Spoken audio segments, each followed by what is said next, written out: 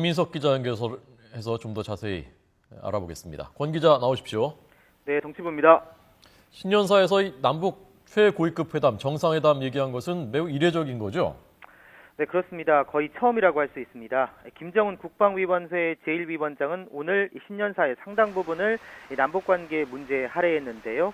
김정은은 올해를 자주 통일의 대통로를 열어놓는 일대 전환의 해로 만들자고 강조했습니다.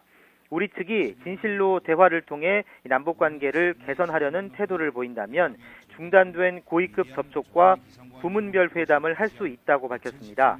그러면서 분위기와 환경이 마련되면 최고위급 회담, 그러니까 김정은과 박근혜 대통령이 직접 만나는 남북 정상회담도 못할 이유가 없다고 했습니다.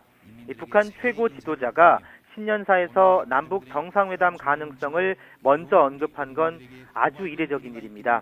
사실상 신년사에 담기는 남북관계 관련 메시지의 최고 수준이라고 봐도 무리가 없을 정도입니다.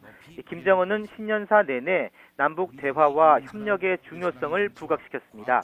일단 지난해엔 북측이 남북관계 개선을 위한 중대 제안을 내놨지만 내외 반통일 세력의 책동으로 결실을 보지 못하고 악화의 길로 치달았다고 평가했습니다.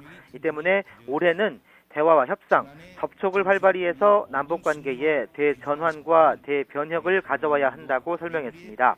아울러 남북이 무의미한 논쟁과 문제로 시간을 낭비하지 말고 자기 사상과 제도를 강요하지도 말자고 했습니다. 이를 위해 북측은 올해 대화와 협상을 진척시키기 위한 모든 노력을 다할 것이라고 강조했습니다.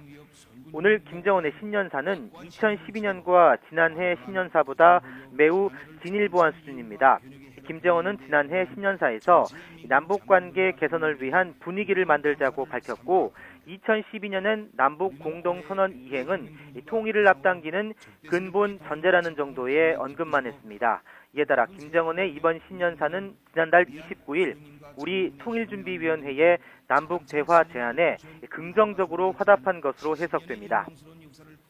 네. 자, 이 남북 관계 말고 북한 내부 문제에 대해서는 오늘 신년사에서 어떤 언급이 있었습니까?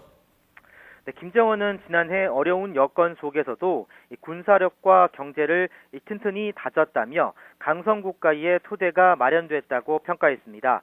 그러면서 올해는 사회주의 강국의 불패 위력이 더해질 것이라고 과시했습니다. 이를 위해 노동당 창건 70도를 맞아 당의 유일적 영도 체계를 심화시켜야 한다고 강조했습니다. 아울러 군사 분야에선 적들의 도발을 물리칠 수 있도록 만반의 준비를 해야 한다고 말했습니다. 김정은은 경제와 과학기술 개발에도 힘써야 한다고 했는데요.